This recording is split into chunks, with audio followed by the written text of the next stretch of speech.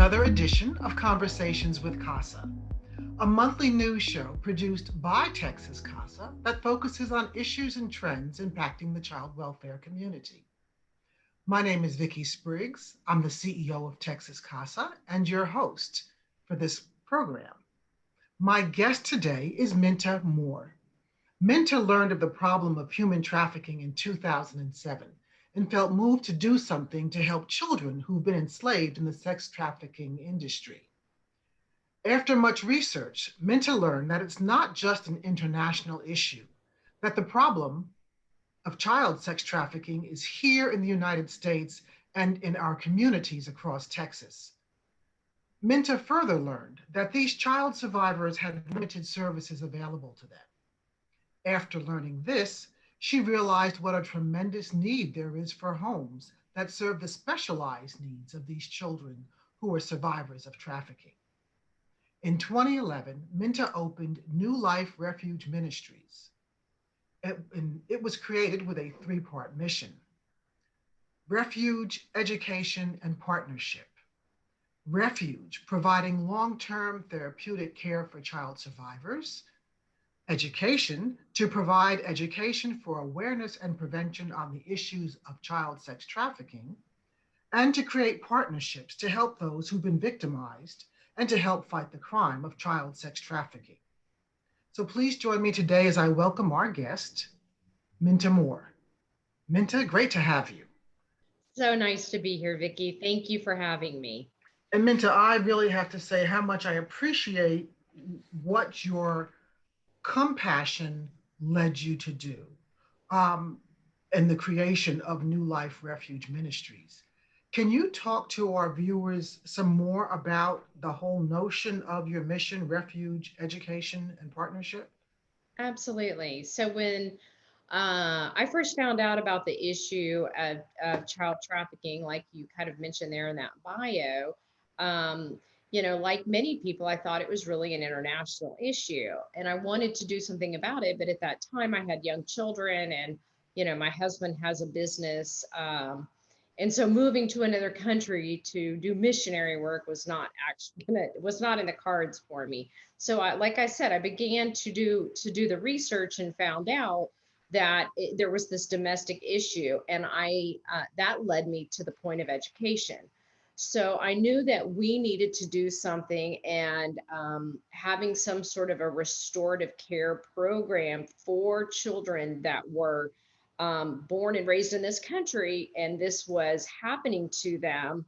I knew I needed to educate the rest of the community that this happened here in the United States, because I was not alone in thinking this only happened in other countries. So our education really stemmed from the need to be able to let people know the reason why we needed this refuge. So those two went hand in hand. And then, of course, as we got a little further down the road, we realized the importance of partnerships, because this is not work that we can do alone.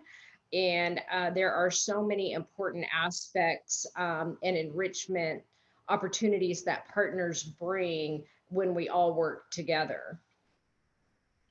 Super. So Well, can you tell me what's the age group you all work with? we work with 11 to 17-year-olds. However, when a child turns 18, if they elect to stay in foster care, they can continue in our program. Super. So, and if they elect to stay in foster care, brings me to this question. We know that many of the children in the foster care system are at a higher risk of being victims of child sex trafficking than their peers who are not in child welfare system. How many of the youth in your organization have experienced foster care, and do you have any thoughts that stem from watching that dynamic? 99% of the youth that we serve come from the foster care system. And those that don't sometimes come from the juvenile justice system. And so they're all involved in a system that probably, excuse me, um, relates back to poor family dynamics. And so that's really so key in our kids' worlds, is that they do have those family support. And if they don't have that, then within the foster care system, it's so important for the kids to have CASA workers that are there and trauma informed, and can stand alongside them and be that adult that maybe their parents aren't able to be for them, or their foster parents, or whomever, that stable person in their life. That's so important. And then the second part of your question was, I'm sorry. Oh, well, it sounds like you already started answering that. What are your thoughts on this? This system involvement. I mean, you said a couple of things actually. Absolutely. Yeah. And not only system involvement, but the education of those within that are involved in the children, um, in what is called trust-based relational intervention, and also known as TBRI. It's amazing trauma-informed care, and those adults that are walking alongside the children, understanding the importance of knowing that their behavior is stemming from something that has happened probably in their brain development, and is not a defiant behavior, not just seeing it as a defiant behavior, but seeing it as a behavior that that we need to nurture them through, and to be able to make those better choices. Well, you've said a mouthful. I want to roll back to part of what you said. Um, you talked about so many of these kids come from um, familiar situations, as in family, not familiar as in I recognize that, but familiar as in family situations where families are living low or lower middle income, or at the actual at or below the poverty levels. How do you see that factoring into what happens with these young people? Do you think that's how they get Well, caught up in the system, how Child Protective Services gets involved, or how they get involved in being trafficked? it's a very complex issue, because we know people can live at the poverty level and still love and care for their kids. But more often, there's a reason people are at the poverty level, that could include things like drugs, their own upbringing, and their own trauma issues that have never been resolved, and their own inability to maybe keep a job, and so forth. And so then the cycle just continues. But I don't want people to also think that this only happens to these children, because this is a crime that does not discriminate. And kids that are from upper income families have been drawn into this. And so I certainly don't want anybody to think that their child is immune because they go to a private school and both parents are attorneys. Because honestly, I've seen that happen to a girl who went to a private school and both parents were attorneys. And so, unfortunately, this crime doesn't discriminate. Super, thank you. That's a good message for people to hear. And you talked about CASA volunteers working with these young people with a trauma informed approach. And you did talk about recognizing that the behavior, usually the behavior that we would say is defiant or um, otherwise aggressive or rebellious behavior, actually stems from trauma, and needs to be approached in a way that really helps the child start to think about what they did, not in that yelling disciplinarian kind of way, but a conversational, hey, what's going on? What happened? What just happened that triggered you right now? What were you thinking before everything just went sideways? But having those kinds of conversations. Is there something else a CASA volunteer can do when working with a young child or a young person who's been trafficked? I mean, it's super important that any CASA volunteer that's working with a trafficking victim knows the nuts and bolts about the issue, and things that like you never promise a trafficking victim something that you cannot deliver. Um, and so it is super important that if you promise them something that you know that you can follow through with that, because they're coming out of situations that often they've been promised a life of glamour and fame and fortune is what's led them there. And of course, that was never delivered. And so we don't want to reinforce that or even, um, expose them to that level of disappointment again and be just like their pimp. So it is just like little things like that are so important. And so I really cannot stress education enough on the not just the issue, how it happens, but also what's going on with these folks that have survived this horrific traumatic experience. So, Minta, you talked about education. What are some ways, big and small, that everyday community members can get involved in the fight to end child sex trafficking?